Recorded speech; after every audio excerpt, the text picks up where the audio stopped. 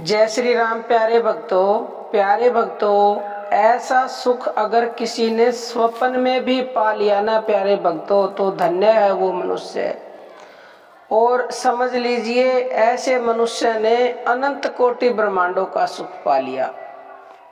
देखो प्यारे भक्तों, सुख सभी पाना चाहते हैं, लेकिन जिस सुख की हम बात कर रहे हैं वो सुख है जिसके आगे ब्रह्म सुख भी कुछ भी नहीं है। और ये हम नहीं कह रहे, ये हमारे शास्त्र कह रहे हैं। ये रामायण में लिखा हुआ है, जो गोस्वामी तुलसीदास का रचित है रामचरितमानस, उसमें लिखा है, सोई सुख लवलेश जिन बारक सपने हु लहेऊ, ते नहीं गन ही खगेश ब्रह्म सुख सज्जन सुमति। यानी कि उस सुख का लवलेश मात्र जिन्होंने एक बार स्वप्न में भी प्राप्त कर लिया, हे पक्षीराज, वे सुंदर बुद्धि वाले सज्जन पुरुष उसके सामने ब्रह्म सुख को भी कुछ नहीं गिनते। यानी कि ब्रह्म सुख भी कुछ नहीं है उस सब सुख के आगे। कौन सा वो सुख है? स्वप्न में।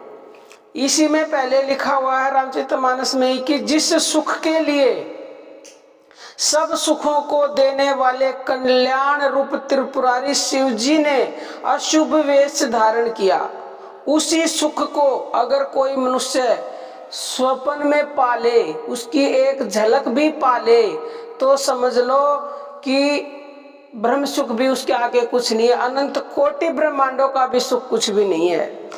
अब लोग कहते हैं कि क्या, हमारे लिए भी पूछते हैं कई मनुष्य, तो क्या आपको भगवान के दर्शन हुए हैं? क्या आपने भगवान को पा लिया है? और बहुत से लोग भगवान को पा जाते हैं, लेकिन वो उन्हें पता नहीं है कि उन्होंने भगवान को पा लिया है।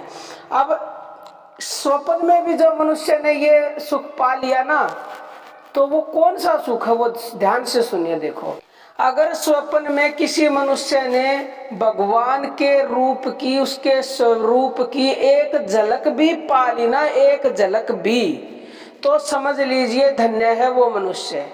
और इसी के लिए उसका जन्म हुआ है, इसी सुख को पाने के लिए ही। अगर उसको स्वप्न में उसके उस परम प्रकाश की, उस ज्योति रूप परमात्मा की एक झलक भी अगर मिल गई, तो समझ लीजिए उसने अनंत कोटि ब्रह्मांडों का सुख पा लिया है।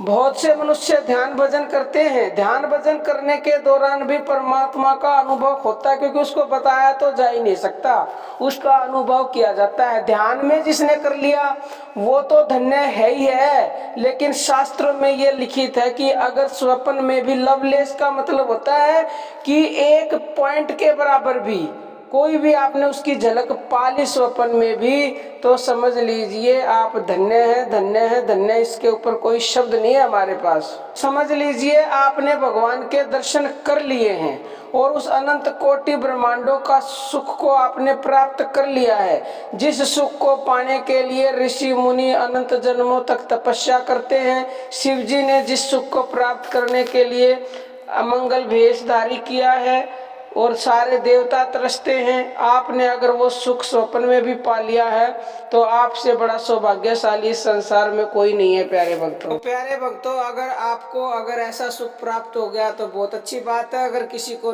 नहीं हुआ तो चिंता मत कीजिए, आप अपनी भक्ति को निरंतरता से करते रहिए। हमारा पूर्ण विश्वास है कि आप भी इस सुख को अवश्य ही प्राप्त कर पाओगे। बाकी प्यारे भक्तों, अर्जी हमारी, मर्जी आपकी। अब हम अपनी वाणी को विराम देते हैं। जय श्री राम प्यारे भक्तों।